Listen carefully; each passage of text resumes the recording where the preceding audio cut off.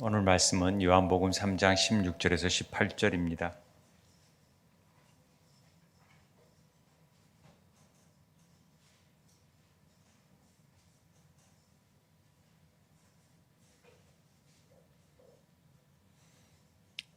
요한복음 3장 16절에서 18절 함께 읽겠습니다. 시작. 하나님이 세상을 이처럼 사랑하사 독생자를 주셨으니 이는 그를 믿는 자마다 멸망하지 않고 영생을 얻게 하려 하심이라. 하나님이 그 아들을 세상에 보내신 것은 세상을 심판하려 하심이 아니요 그로 말미암아 세상이 구원을 받게 하려 하심이라. 그를 믿는 자는 심판을 받지 아니하는 것이요 믿지 아니하는 자는 하나님의 독생자의 이름을 믿지 아니하므로 벌써 심판을 받은 것이니라. 아멘.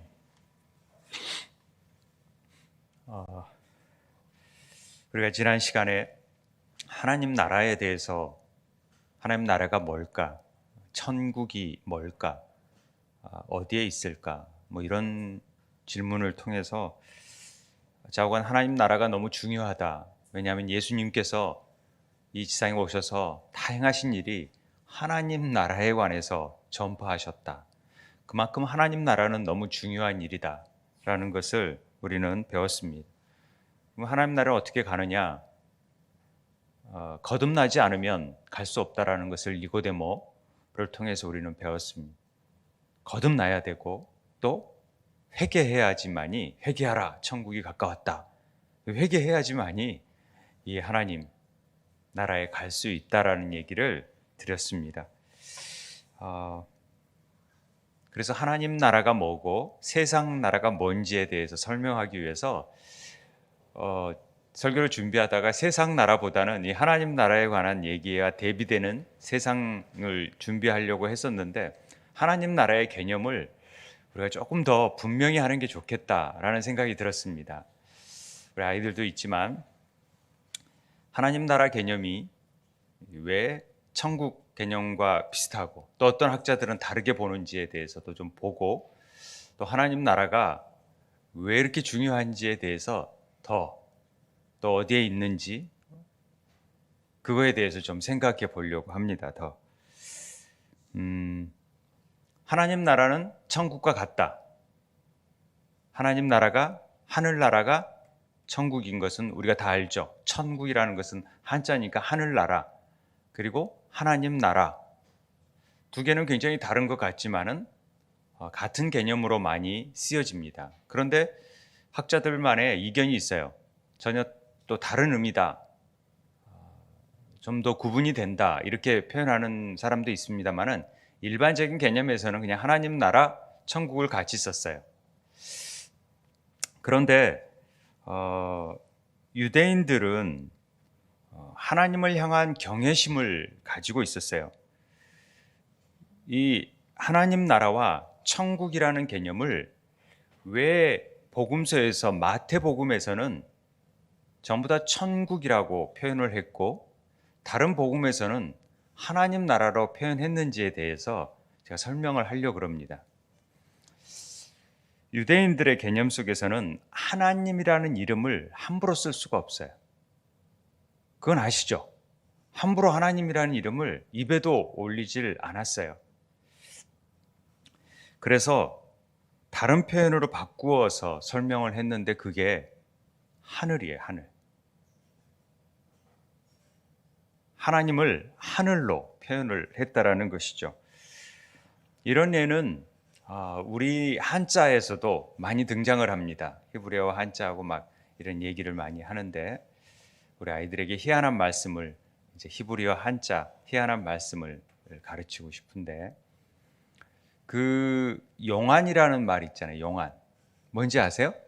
얘들은 몰라요. 용안이 뭔지. 용포, 용상. 이것이 뭐냐면 왕의 얼굴을 용안이라고 하죠. 자리를 용상이라고 그러고 용포는 옷이라 그러고. 그런데 한국인이라면 설명하지 않아도 이 부분을 알아요. 나이 드신 분들은, 이제 한자를 좀 배우신 분들은 다 알죠. 그런데 외국인들이 이 용안이라는 글자를, 한자를 보고 왜 용안이라 그랬지? 이걸 번역을 해 놓을 때 보면은 뭐라고 번역을 하냐면은 우리 그 지명이랑 이름 같은 것을 영어로 옮겼을 때 웃은 이름들이 좀 많이 나오잖아요. 드래곤 페이스라고 해놨어요. 드래곤 페이스. 그러니까 용의 얼굴이라는 거죠. 그럼 드래곤 페이스 가지고 임금의 왕의 얼굴이다라는 표현이 와 닿습니까? 우리는 아는데 그렇게 표현해버리면 모른다라는 거죠. 그러니까 유대인들은 하나님 나라를 표현하는 데 있어서 하나님이라는 것을 직접 표현하지 않고 그냥 천국이라고 말해도, 하늘나라라고 말해도 다 알아들어요, 유대인들은. 그 개념을. 그런데 이방인들, 이제 마태는 유대인들을 중심으로 썼고 마가, 누가는 이방인들을 중심으로 썼기 때문에 이방인들한테 하늘나라라고 얘기를 하면은 하늘나라가 뭔데? 라고 생각을 한다는 거죠. 드래곤 페이스가 뭔데? 라고 생각한다는 거죠. 그래서 정확하게 이방인들한테 그냥 하나님 나라라고 얘기를 하는 것이죠. 그래서 똑같은 의미를 가지고도 특별히 이제 레드라는 학자는 유대인들에게 아람어로 말씀하실 때는 항상 하늘나라라는 표현을 썼다라는 꼭 이렇게 얘기도 하는 분도 계시지만은 이렇게 천국이라는 개념이 하나님 나라라는 개념하고 같은 의미로 써서 그것을 그냥 유대인들에게는 하나님이라는 표현을 경망스럽게 여기니까 그냥 하늘나라 이렇게 천국 이렇게 우리가 이제 한자로 번역하니까 천국이라고 그렇겠지만 하늘나라 이렇게 됐다라는 것이죠. 이방인들을 하늘나라 해버리면은 뭐 이상한 구름 위에 공간에 있는 건가 이렇게 생각하기 쉬워지니까 하나님 나라 이방인들에게는 그렇게 썼다 이렇게 표현합니다. 그러니까 보세요. 마태복음에서는 이르시되 어린아이들을 용납하고 내게 오는 것을 금하지 말라. 천국이 이런 사람들의 것이다. 이렇게 표현했잖아요. 천국이라고 해놨지만은 똑같은 병행 구조인 마가복음, 누가복음을 보면은 다 하나님 나라가 이런 자의 것이다. 하나님 나라가 이런 자의 것이니라. 이렇게 표현했다라는 것이죠. 그러니까 이해되시죠? 이방인들을 향해서는 하나님 나라라고 표현을 해야지 걔네들이 똑바로 알고 유대인들에게는 그냥 하늘나라 천국 해도 다 알아들었다라는 개념으로 아시면 좋겠습니다. 그래서 뭐 니델보스라든지 유명한 학자들은 하나님 나라에 관한 유명한 학자들은 연구한 학자들은 거의 뭐 비슷하게 여기는 부분들도 있습니다. 그런데 또 다른 학자들은 좀 이렇게 범위 자체를 하나님 나라라는 전체 틀 안에서 천국은 그 안에 좀 축소된 의미로 제가 표현을 그렇게 아주 장황한 글을 그냥 한마디로 그냥 그 안에 교회가 있다 이렇게 표현을 했어요. 이런 개념으로 협의적인 의미로 천국, 더 협의적인 의미로 교회 이렇게 표현해서 하나님 나라는 더 큰 개념으로 보게끔 돼야 된다 이렇게 얘기하는 학자들도 있다라는 것입니다. 그런데 자관 유대인들이 어떤 생각을 갖느냐 이건 굉장히 중요합니다. 성경적인 관에서. 그래서 성경을 우리가 이해하는 데 있어서 아주 중요하죠. 그런데 이걸 우리가 이방인 그리스도인들이 받아들이기에는 오해되는 부분들이 참 많았어요. 이 하나님 나라에 대해서. 그래서 그런 부분들을 정확하게 해야 될 필요가 있었습니다. 우리가 하늘나라 그러면 천국 그러면 전부 다 개념들이 하나님 나라 그래도 다 하늘에 있는 어떤 나라라고 생각을 하기 쉬웠어요. 마치 용안을 드래곤 페이스라고 다 이해해버리는 거예요. 거기에는 문제가 있었다라는 것이죠. 왜냐하면은 우리의 신앙 속에서 민간 신앙 속에서 샤머니즘적인 생각, 불교 안에서 천당 이런 것들이 우리 안에서 너무 자연스럽게 받아들여졌기 때문에 천국을 어떤 죽어야 가는 어떤 장소적인 개념으로만 이해하기 쉬웠어요. 그래서 초기 기독교가 전파될 때 전부 다 불신 지옥, 예수 천당. 그러니까 예수를 믿으면 우리는 천당 간다. 우리 천국 간다. 이제 이런 개념들이 우리 안에 굉장히 자리 잡다 보니까 이 하나님 나라는 무조건 천국 개념, 어떤 장수적인 개념으로 뇌리에 박혀져 있다라는 것이죠. 성경에서 이 장소의 개념이 없다라는 건 아닙니다. 그러나 장수적인 개념에 있어서도 하나님이 계신 곳이 천국이다. 이런 하나님이 계신 곳에 의한 장수적인 개념이 도입되기 시작해요. 하나님이 계신 곳이. 그러니까 하나님이 계시지 않는 곳은 지옥이에요.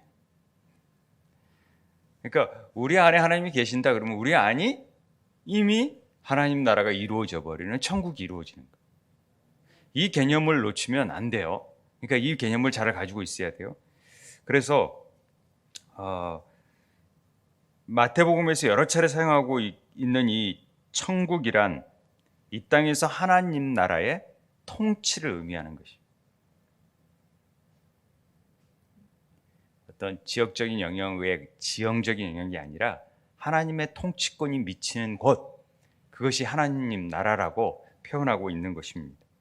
이 개념을 잘 알고 있어야 앞으로 바울 신학이든 앞으로의 구약에서든 얘기하고 싶어하는, 그래서 우리 안에 하나님께서 이루고 싶어하는 뜻을 알 수가 있어요. 이 개념을 몰라버리면 이 개념이 붕 떠버려서 중간에 갭이 생겨요. 그 개념들이 잘 못 타요. 죽어서 가는 천국 이렇게 생각해 버리면 안 된다라는 것이죠. 그러니까 태초에 하나님 아담을 통해서 이루고 싶어 했던 것은 에덴이라는 포도원이라는 이런 장소였다. 노아를 통해서 포도원을 세웠다. 그러면 포도원이 어떤 우리는 지역으로 생각하기 쉬워요. 그래서 에덴이 어느 지역이냐 이런 지역을 찾고 있는데 그게 아니라 그 지역 자체가 하나님이 임재하시는 곳, 하나님이 함께 하시는 곳, 하나님의 통치력이 미치는 곳이 에덴인 거예요. 그 안에 기쁨이 있는 거예요. 그 안에서 우리는 살아야지. 하나님의 통치권이 미쳐야 되는데 하나님의 통치권이, 하나님의 말씀이 거부당하고 먹지 말라 했는데 다른 거에 의해서 먹어버리고 하나님의 통치권이 미치지 않은 세상이 되어버렸잖아요. 그러면 쫓겨나는 거예요. 하나님 나라에. 하나님의 영역 안에서 밖으로 벗어나는 거예요. 하나님의 은혜 안에, 울타리 안에 있지 못하게 되는 거예요. 그게 에덴에서 쫓겨나는 상황이에요. 어떤 장수적인 개념으로 생각해버리면 이게 좀 어려워진다라는 것이죠. 자, 예수 그리스도께서 이 땅에 오셔서 자신을 유대인에게 내어주었다. 이런 표현을 합니다. 마태복음 4장 17절에서. 요한복음 1장 11절에서는 자기 땅에 왔지만은 자기 백성들이 영접하지 아니하였다. 이런 표현이 나오잖아요. 유대인의 왕으로서 오신 거예요. 여러분, 유대인의 왕이에요. 이방인의 왕이 아니에요. 이 개념도 좀 알고 있어야 되는데 유대인의 왕으로 오신 거예요. 이방인들은 부스러기를 니들이 먹는 것을 허락지 않으셨어요. 원래는. 유대인의 왕으로 오신 거예요. 그래서 유대인의 왕으로 오신 나사렛 예수 그리스도가 되는 거예요. 유대인의 왕, 그 왕을 거절해 버린 거예요. 거절하셔서 십자가에 죽으시고 부활하심으로 그 모든 사람들에게 모든 길을 열어놔 버린 거예요. 자, 그건 또 딴 얘기니까. 기독교인들 자체가 이런 하나님 나라를 그런 천당의 장소로 생각하고 있다라는 것입니다. 이건 굉장히 오류적인 부분이죠. 그러다 보니까 이 땅 안에서 내가 막 노력하고 힘들게 살고 그러면 천국에 가서 보상을 받는다라는 개념 하에서 그게 굉장히 자리 잡혀져 버렸죠. 상급론에 대해서. 그리고 공로를 쌓아야 되고, 그리고 이 땅에서 뭔가를 돈을 주고 사면은 천국에 갈 수 있다라는 면죄부 같은 것들이 우리나라뿐만 아니라 다른 데에서도 나오게 되는 것입니다. 하나님 나라를 이해를 못하니까 이렇게 되어졌다라는 것입니다. 천국이 죽어서 가는 어떤 세계, 또 금과 은과 보석으로 가득한 하나의 세계라고, 그런 관념이 우리 속에서 입신한 사람들이나 천국을 갔다 온 사람들을 통해서 너무나 뇌리에 박혀져 있는 거예요. 근데 그런 장수적인 개념이 없다라고 성경은 말하지 않아요. 그렇지만은 여기에서 말하는 하나님 나라의 개념들은 그런 장수적인 개념보다도 훨씬 더 하나님 나라가 통치력이 미치는 곳이냐 아니냐를 따지는 것을 말하고 있다라는 것이 이 포인트입니다. 그래서 중요한 이 땅에서 누려야 되는 천국의 삶 자체를 잃어버리고 사는 거예요. 지금 이미 와 있는 하나님 나라를 경험하지를 못하면서 나는 이렇게 사니까 속상하고 뭐 해도 그래 빨리 죽어야지 이럴 겁니까? 그래서 이제 천국 가서 보상 받으니까? 물론 초대교회가 그런 신앙이 있었죠. 그렇지만은 하나의 세계로서 이해를 하다 보니까, 가야 될 곳으로 이해하다 보니까 다음 생에서 누리는 어떤 그런 곳이 천국이 되어버렸다라는 것이죠. 저도 그렇게 교육을 받았고 또 그런데 너무 익숙해 있어요. 예전에 제가 저번 교회에서 한 목사님, 부목사님이 그런 설교를 했어요. 이런 설교를 했죠. 천국은 장수적인 개념이 아니라 통치의 개념이 훨씬 더 성경이 많고 통치의 개념을 얘기하고 있다. 그랬더니 권사님들이 난리가 났어요. 저 부목사 잘못됐다고. 어떻게 천국이 없냐고, 뭐 없다는 식으로 좀 심하게 얘기를 했나 봐요. 더 강조점을, 이 통치 영역을 막 강조하려고 하다 보니까, 장수적인 개념을 얘기 안 하다 보니까 권사님들이 막 쉽게 말해서 그만두게 해야 된다라는 말까지 나왔는데, 얼마나 그게 안타까운 일인지 몰라요. 우리가 알고 맞는 얘기를 했는데 왜 저러시지? 막 그만큼 우리 안에서 이 천국에 대한 개념 자체를 그렇게 가지고 있다라는 것이죠. 그게 고정화되어 있어요. 그래서 주님이 말씀하시는 복음의 진리가 잘 알지를 못해요. 이것이 분명하지 못하면 주님이 가르치고자 했던 하나님 나라에 대한 의미들을 다 놓치는 거예요. 그저 천국 가서 하려고 하는 것이 아니라 이미 우리에게 오셨고 생명으로 주어졌던 하나님 나라의 그 풍성함을 마음껏 누리고 펼쳐 보이고, 그 나라가 지금 임해져서 성령을 통해서 임해져서 너희들도 귀신을 쫓아내고 행할 수 있는 능력들을 다 잃어버리는 거죠. 왜? 그건 접어두고 다 천국 가서 다 나중에 그런 걸 뭐 잘 먹고 잘 사는 일들을 생각하다 보니까 그런 것이죠. 그런 개념을 우리가 잘 알고 가야 된다라는 거죠. 우리가 거듭났으면 우리는 하나님을 이미 보고 느끼고 경험하면서 나아가야 되는데, 우리 안에 이미 하나님 나라가 임하여졌다라는 사실, 새 창조가 이미 이루어졌다라는 사실을 우리는 인지할 필요가 있다라는 것이죠. 이 부분이 잘못되어 버리면 내 안에 이루어진 것들이 여전히 예수 그리스도 안에서 우리가 엄청난 일들이 이루어진 일에 대해서 너무 약화돼 버려요.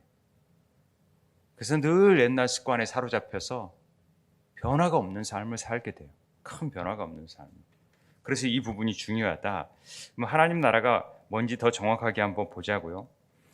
하늘이 어떤 곳일까? 하늘에 해당하는 단어는 우리가 잘 아는 샤마임이라는 단어입니다. 제가 설명하지 않았어요. 근데 헬라어로는 우라노스라고 그래요. 하늘. 샤마임, 히브리어로는, 그다음에 헬라어로는 우라노스. 이 우라노스는 세 가지 개념이 있어요. 하늘이라고 얘기할 때, 성경에서 하늘이라고 얘기할 때 하늘과 땅이라는 표현에서 나타난 바와 같이 우주적인, 즉 모든 천체를 포함하는 공간을 하늘이라고 얘기했었어요.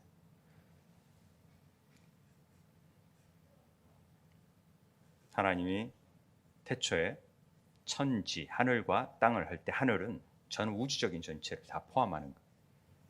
두 번째 하늘이라고 얘기할 때는 하늘은 하나님과 동의어로 사용을 했어요. 하늘이 하나님이신 거예요.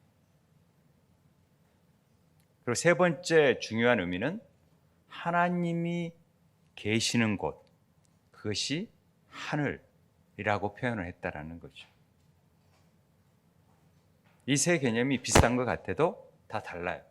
그래서 우주적인 전체인지 아니면 하나님과 동일해서 쓴 건지 하나님의 거처를 말하고 있는 건지를 우리가 보는 것이 중요하다라는 것입니다. 그래서 어떤 장소라기보다는 항상 하나님의 거처를 장소로 제한해 버려서는 안 된다라는 것이죠. 그분은 아니 계신 곳이 없기 때문에. 그러나 그분의 계시는 곳이 하나님 나라가 되어지는 거예요. 자, 예를 들어서 하늘에 계신 우리 아버지요. 그러면 뭔가요? 하늘에 계셨다라는, 하늘에 계신다라는, 거처를 두고 계신 아버지, 이런 뜻도 되는 거죠. 천사가 하늘로부터 내려왔다라는 것은 어떤 의미일까요? 그의 아들이 하늘로부터 강림하실 것이다. 너희를 위하여 거처를 예비하러 가겠노라. 어떤 장소적인 개념으로 생각하기 쉽지만은 하나님이 계신 곳. 오직 너희를 위하여 보물을 하늘에 쌓아두라. 하늘이 어떤 장소적인 개념으로 생각해 버리면 안 된다라는 것이죠. 늘 이렇게 우리 머릿속에는 하늘이라는 단어가 나오면 어떤 특정한 장소 이렇게 생각을 하기가 쉬운데 그게 아니라는 거죠. 하늘에 있는 것이나 땅에 있는 것이 뭐 이렇게 설명할 때 다 이런 의미들이 이 세 가지 의미로서 설명되어질 수 있다라는 것입니다. 그래서 천국은 우리 생각대로 이해하는 것이 아니라 그 언어를 통해서 본래적인 의미가 뭔지를 잘 알아야 될 필요가 있다라는 거죠. 그래야 이 하나님 나라를 잘 이해할 수 있는데요. 그런 측면에서 이 하나님 나라 데오 바실레이아 데오, 이런 말은 하나님의 나라, 천국, 하늘나라, 헤븐, 킹덤 오브 헤븐 할 때 이것도 다 공통점이 이 킹덤, 나라라는 거죠. 이 바실레이아라는 이 단어가 어떤 뜻을 가지냐, 이게 굉장히 중요한 의미가 있습니다. 나라에 대해서 우리는 현대적인 의미로서 뭐 여러 나라들이 있으니까 그렇게 생각하기 쉬워요. 국민, 영토, 주권을 가진 그것을 나라라고 하는데 그것들이 얘기하는 실제적인 나라를 얘기하느냐, 그게 아니라는 것이죠. 그런 장수적인 의미를 얘기하면은 우리가 갈 나라가 앞으로 이제 얼마나 몇 평을 소유할 것이고 어떤 땅을 부여받을 수 있을지 이렇게 생각하기 쉬워지는데 그게 아니라는 것입니다. 이건 실제적 국가를 의미하지 않아요. 하나님의 왕이 되신다라는 유대 1세기 때 말은 전부 다 이 바실레이아는 하나님의 통치력을 얘기하는 것입니다. 계속 반복하는 것입니다. 제가 통치, 그리고 하나님이 왕이 되신다라는 의미하고 연관이 되어 있어요. 바실레이아는. 그래서 바실레이아라는 단어가 걷다, 힘, 기초 뜻을 갖고 있는 이 바시스라는 단어에서 파생되어 온 거거든요. 그래서 하나님 나라가 갖춰야 하는 기본적인 의미는 그 걸어갈 힘과 기초가 있어야 되는 그런 부분을 설명하면서 이 바실레이아라는 것은 하나님의 왕이 권력이 미치는 영향력을 얘기하는 단어라고 얘기하는 것입니다. 히브리어에 이 단어를 제가 말쿠트라고 하는데 왕국, 이걸 맴이라는 글자를 설명하면서 얘기했었어요. 말라크가 이 왕이라는 뜻이거든요. 아비멜렉, 멜렉 할 때 왕, 샬렘 왕 할 때 멜렉은 다 왕이니까 멜렉에서 나온 말이 말쿠트다, 이런 표현을 썼어요. 그래서 멜렉 왕이라는 글자는 가운데 멜 라메드 맴 해가지고 이 나라와 영광의 보좌 안에서 있는 것이 왕이다라는, 제일 가운데 있는 글자를 모아놓은 게 왕의 글자다, 그러면서 말쿠트 얘기를 했습니다. 그래서 멜레크 왕은 다스리는 자고 가르치는 자가 라메드가 있기 때문에 가르치는 자이고 그 다스림을 받는 자들이 바로 나라가 되는 거예요. 그러니까 우리는 다른 국가의 개념하고 다른, 우리는 왕에 의해서 다스림을 받는 자, 가르침을 받는 자가 바로 나라가 되는 거예요. 그러면 우리가 하나님의 가르침을 받고 성령의 가르침을 받는다. 그러면 성령의 나라, 하나님 나라가 우리 안에 이루어지는 거예요. 그 통치의 개념이 이 멜레크 안에, 말쿠트 안에 포함되어 있다라는 얘기를 설명을 했었어요. 처음 들은 것 같이 말씀하시지만은 전부 다 제가 맴이라는 글자를 할 때 설명했던 것입니다. 그래서 하나님 나라의 다스림을 받는다라는 것이 하나님의 나라가 되는 것이라는 얘기를 했습니다. 그러니까 다 통치, 왕권을 얘기하는 거예요. 하나님 나라라는 개념은. 그래서 제가 그 미 대사관 얘기도 했잖아요. 어느 나라에 있든지 그 통치권이 미치지 못하잖아요. 우리나라에 있어도 미국의 영향력을 받지. 거기는 미국 땅이 돼버립니다. 미국 왕권이, 우리나라가 최 복권이 돼버리는 거예요. 성경에서 예수님이 전한 복음 전체가 다 이 하나님 나라였다라는 것을 기억해 보세요. 하나님 나라였다. 그럼 이게 뭐겠어요? 예수님께서 하나님 나라를 설명하면서 여기에 대해서 하나님 나라가 어떤 곳이다라고 설명한 적이 없어요. 그 무슨 뜻인지 물어봤던 제자들이 하나님 나라가 뭡니까? 라고 물어본 적도 없어요. 왜냐하면 너무나 친숙했었어요. 이 개념들이 유대인들에게는.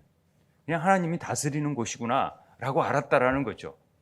우리는 그 어떤 지역으로 생각하지만 이 하나님의 통치권을 미치는 것이라고 생각을 했다라는 것이죠. 그래서 유대인들의 하나님 나라 이해는 굉장히 종말론과 연관이 있게 되는데 이 시대와 장차 올 시대로 구분을 해가지고 주의 날, 하나님 나라의 통치가 시작되는 날이 진짜 이제 메시아가 오시는 날, 그렇게 생각을 했다라는 거죠. 그러니까 이스라엘 민족의 종말론적 이원론은 딱 그거예요. 이 시대 가운데에서 메시아가 오면 그게 주의 날에, 주의 날에 메시지가 많아요. 구약에서는 주의 날, 그날이 오면, 그날이 오면, 주님이 오시면 그게 이제 장차 올 시대가 되어진다. 이런 개념을 유대인들은 가지고 있었어요. 그러니까 하나님의 통치가 이제 이루어지는 나라가 올 것이다. 이렇게 생각을 했었죠. 그런데 우리 개념은 기독교인들은 어떻게 하나님 나라를 이해했냐면 이 세상은 사단의 나라라는 거죠. 예수님이 오셨는데도 사단의 나라래요. 그리고 주님이 다시 와야 그때부터 하나님 나라가 이루어진다고 생각을 해요. 그 전에 죽으면 우리는 기다렸다가 이제 천당, 천국에 가게 된다. 이런 개념으로 이해하기 쉬웠다라는 거죠. 그런데 이건 잘못된 개념이에요.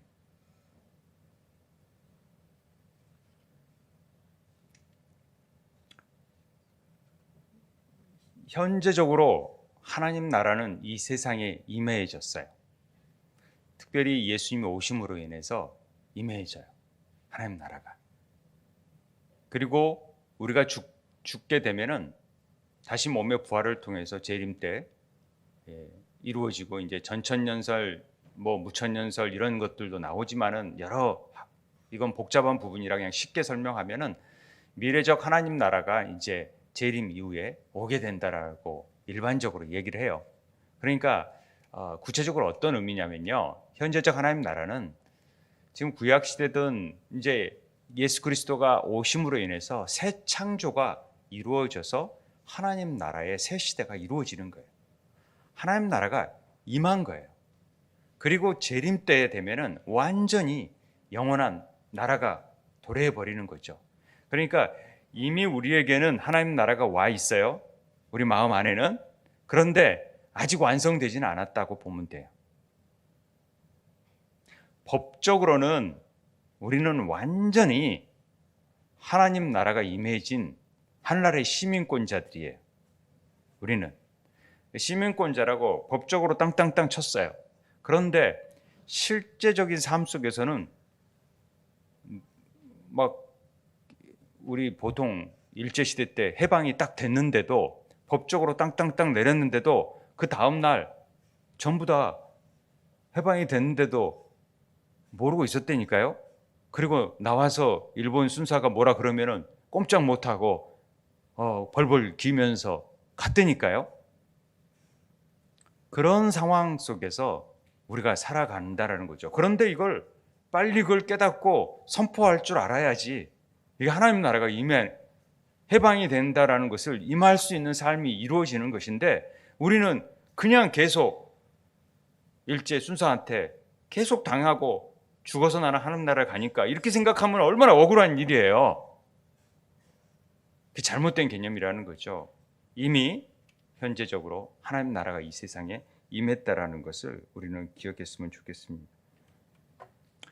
이 부분을 제가 좀 시간을 길게 하면서 여러분의 그 생각 자체를 바꾸려고 많이 노력하는 입장에서 왜 있냐면은 우리 안에서 이루어야 될 일들이 무엇인지를 알아야지만이 신앙생활에서 성화의 과정을 설명할 수도 있고 이해할 수 있기 때문에 그래요. 그래야 영혼 육에 대한 설명을 해나갈 수가 있기 때문에 그래요. 그래야 하나님의 영이 어떻게 우리 삶 속에서 하나님 나라의 삶을 이루어내고 그 영향력을 행할 수 있느냐의 삶을 우리가 살 수 있기 때문에 그래요. 이걸 알아야 하나님 나라를 이해를 해야 정말 우리가 하나님 나라의 자녀답게 예수 그리스도 행하신 일들을 행할 수 있는 거예요. 그런데 이걸 인지를 못해버리면 늘 사단에게 속아서 이 하나님 자녀들의 권세들을 누리지도 못하고 행하지도 못하고 그냥 그렇게 살아가니까 나중에 되겠지 이렇게 살아가니까 너무 안타깝다라는 거죠. 그러니까 이게 회복하는 일이 굉장히 중요합니다. 사단이 내 안에서 자꾸만 자기가 주인 행세를 하려고 그러잖아요. 아직도 사단의 영향력 안에서 산다면은 하나님 나라가 임했어도 그 하나님 나라의 영역이 줄어들잖아요. 하나님 나라는 이미 임했고 다 선포되었고 이미 하나님이 이루신 일들을 우리가 선언하면서 나가야 되고 그래서 우리가 예전에 속박됐던 그것들을 전부 다 그 견고한 진들을 철저히 깨뜨려 버리고 이미 우리에게 주어져 있던 가나안 땅을 다 들어가서 마음껏 누리고 마음껏 행해야 되는데 저거 거대한 민족이 있네. 두려워서 쫓아내지도 못하고 이런 것들 자체가 전부 다 가시와 올무가 되어져서 우리 삶에 하나님의 영향력과 하나님의 능력이 나타나는 일들을 다 제한해 버릴 수 있다는 것이죠. 저도 물론 마찬가지고 끊임없이 세상 속에서 들어오는 것들을 향해서 길을 열어놓고 우리의 의지들을 다 열어놓고 받아들여 버리고 있으니까 그리고 그것이 마치 진리인 것을 양 우리는 살아가니까 허다한 많은 것들을 들으면서 이게 정말 진리구나 라고 생각하니까 근데 하나님의 말씀을 우리는 담아내서 그것들을 말씀으로 쳐서 복종하고 그래서 새롭게 하는 은혜를 누려야 되는 것이 이게 하나님 나라를 사는 그래서 하늘에서 이루어진 것 같이 내 땅에서도 이제 왜 세상이 땅이라고 표현하는지 헬라에서 4가지 단어로 쓰여진 세상의 의미들을 설명을 하려면 너무 시간이 많이 걸려서 제가 잘랐어요. 이건 안 하고 그냥 다음에 넘어가려고. 그래서 우리가 종의 지배를 받을 것이냐 하나님 나라의 지배를 받을 것이냐 우리는 거듭난 자이기 때문에 하나님 나라의 지배를 받아야 돼요. 그런데 왜 사단이 우리를 자꾸 지배하려고 할 때 그걸 왜 선포하지 못하는 것이죠? 왜 대적하지 못하는 것이죠? 왜 분별하지 못하는 것이죠? 왜 돼지고기 먹지 말아야 돼요? 유대인들이? 하나님이 왜 이런 일들을 주시는 거예요? 이 부분을 알아야 되거든요. 그래서 하나님의 영으로 인도함을 받는 자들이 하나님 나라의 백성이에요. 하나님 영으로 인도함을 받아야지만. 그래 하나님 자녀의 역할들을 하는 거예요. 하나님의 아들이라고 하는 거예요. 하나님 영으로 인도함을 받지도 못하면서 난 하나님의 아들이라 그러면 안 되잖아요. 사단의 종로로 하면서.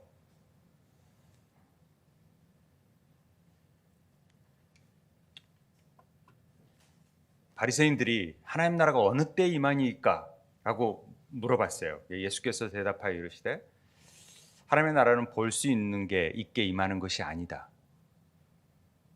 또 여기 있다 저기 있다 못한다. 하나님의 나라는 너희 안에 있다. 이렇게 얘기합니다. 이 말이 바리새인 안에 있다라는 얘기입니까? 바리새인 안에 있어요? 하나님 나라가? 바리새인들에게 하나님 통치가 임하지 않았는데, 그래서 이 안에라는 말을, 엔토스라는 말을 이 사이에라고 얘기했었어요.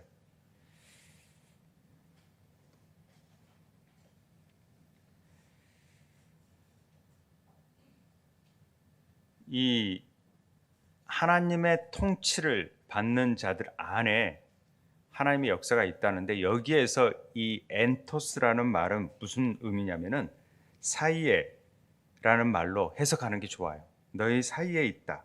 즉 바리새인들의 마음 가운데에는 하나님 나라가 있지 않으니까 바리새인 사이에 서 계시는 예수 그리스도가 이미 와 있다라는 것을 설명하는 거예요. 그러니까 예수 그리스도가 하나님 나라라는 것을 이미 설명을 해주고 있는 거예요. 그 안에서 그렇게 번역하는 게 좋습니다. 예수님께서 하나님 나라를 가져오셨잖아요. 하나님 나라가 회개하라 가까이, 하나님 나라가 가까웠다. 이미 하나님 나라, 예수님 안에는 이미 하나님의 모든 것들의 통치력이 예수 그리스도의 이름을 통해서 나타나기 때문에 하나님 나라가 임하여 버린 거예요. 그 나라가 이미 오고 있고, 그렇기 때문에 자신과 하나님 나라를 동일시하고 있어요. 그래서 하나님 나라가 예수님이라고 생각하는 거예요. 우리는 예수님과 함께 하나님 나라는 우리에게 임하여진 거예요. 여러분 믿으세요? 임하여졌어요. 그래서 우리는 이 땅에서 예수 그리스도를 믿음으로 말미암아 이제 하나님의 자녀가 되는 권세를 누리면서 살아가게끔 되어 있는데, 하나님의 자녀의 권세를 누리는 사람들이 별로 없다라는 거죠. 세상 사람들한테도 뭐 그렇게 살아가니까.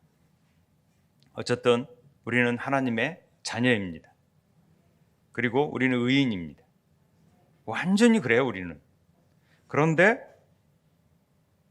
아직 의학적으로, 이 용어를 그렇게 표현하면 의학적으로, 육체적으로 아직 그 나라가 완전히 임해졌다라고는 말을 못해요.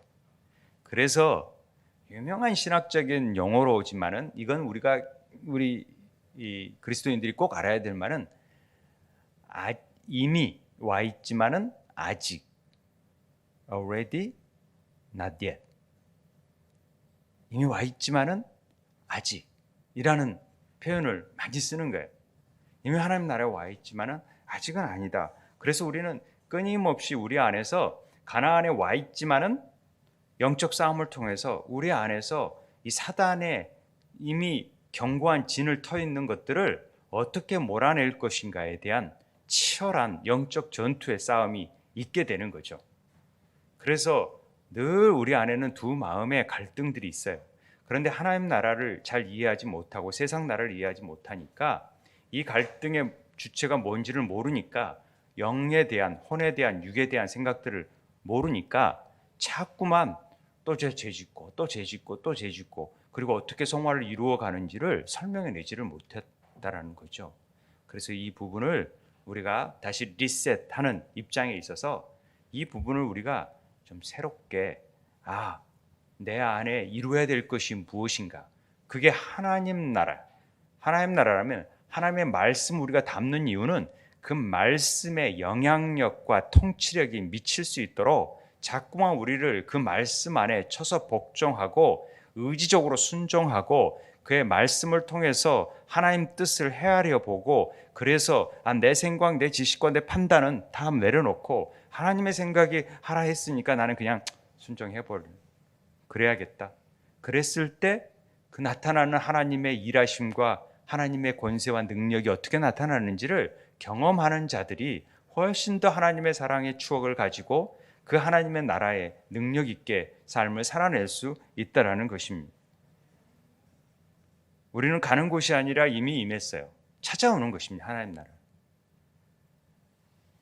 천국이 천당의 동요가 아닌 하나님 나라를 의미한다는 것과, 이 나라가 지리적 영역에서 의미가 아니라 이 영토로서 국가가 아니라 왕권을 의미한다는 사실을 꼭 기억하시고, 그래서 내 안에 정말 그리스도의 영향력이 그리고 그 통치력이 미칠 수 있도록 분별해내고 구분해낼 수 있도록, 그래서 이건 사단의 영역이구나 하는 것들을 빨리 분별할 줄 알아야 돼요. 그래서 시편 가지고 우리가 이게 하나님의 일인지 사단의 일인지를 분별하는 일부터 시키잖아요. 우리 마음 안에 이것들을 분별해내서 우리 안에 하나님 나라를 이루어가는 삶을 살 때 내가 어디나 그 어디나 하늘나라, 주님 계신 그곳, 내 말씀이 주님이 임재하신 그곳이 하늘나라인 삶, 이 땅에서 세상에 어떤 위협함이 오더라도 평안해 할 수 있는, 왜? 그분의 나라가 임하니. 그런 은혜가 있게 되길 바랍니다. 오늘 함께 기도할 제목은요,